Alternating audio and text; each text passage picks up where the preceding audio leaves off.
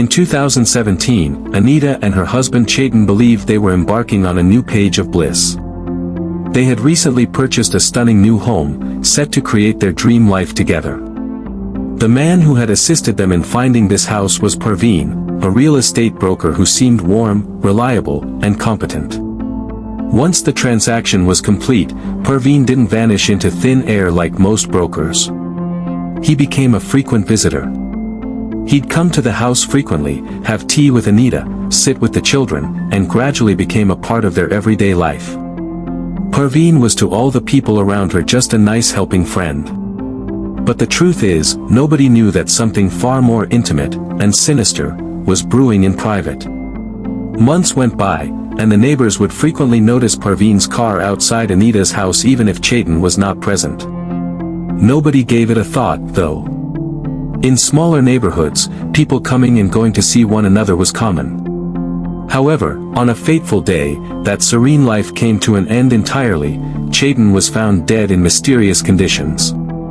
The news got around like a forest fire, and everyone was left speechless. Who could hurt such a good man? The police soon joined in. They began from scratch, probing Chetan's life, his commercial activities, and his relationships. They gathered call details, scrutinized CCTV, and interviewed friends and relatives. All was normal to begin with. But then, while analyzing phone records, the investigators found something that put them on pause. Anita's telephone, the one person most intimate to Chetan, was absolutely spotless. There were no messages, no pictures, no recent calls. It was as if a reset had been clicked and the past erased. This raised eyebrows at once. Why would a mourning wife delete her phone data immediately after her husband's death? When grilled, Anita claimed she had lost some data by mistake, but her composed demeanor did not ring true with the officers. The police decided to investigate further. They sent her phone to the cybercrime lab for retrieval.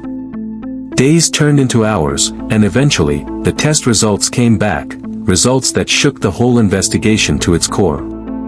Hundreds of calls and messages between Anita and Parveen were revealed by the data. Both were constantly in touch, speaking several times a day. Even at late hours, they'd chat for extended periods. What stunned the investigators the most was that Anita and Parveen had talked several times on the very day Chetan was murdered, just hours prior to the murder and immediately after. The trend was too dominant to be disregarded. The police began to link the threads. Parveen wasn't only a friendly go-between, he had grown emotionally involved with Anita. Their relationship had transcended friendship, and in that messy relationship, somewhere a sinister thought had germinated. The investigators began to think that Chetan's death was not an accident or a random attack, it was premeditated. As the police dug deeper, they discovered that Parveen had been going to Anita's house even when Chetan was not around for work. Witnesses have remembered seeing them together a lot of times. Some even claimed that Parveen acted all too at home in the house, as if he owned the place. The tension between Chetan and Anita had also reportedly grown in the few weeks prior to his demise, minor fights, night calls, and increased distance. It was as if something was slowly devouring their marriage. The further the police dug, the more sinister the story turned. Was Anita stuck in a poisonous secret romance? Was she manipulated by Parveen, or were they both in on it? And what precisely transpired on the night Chetan died?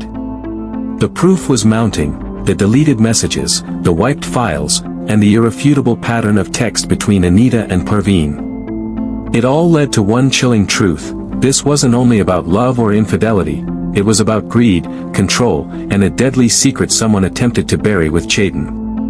As the search approached unveiling the truth, Anita and Parveen's serene facades began to crumble. The police were preparing to face them, and what followed would leave everyone stunned. But first, let's get this far and find out the jaw-dropping twist in this blood-curdling true story. Ensure you subscribe to Netflix Crime Story and click on that bell icon, because what comes next in this tale will leave you wondering how far individuals can go for want, pretense, and death.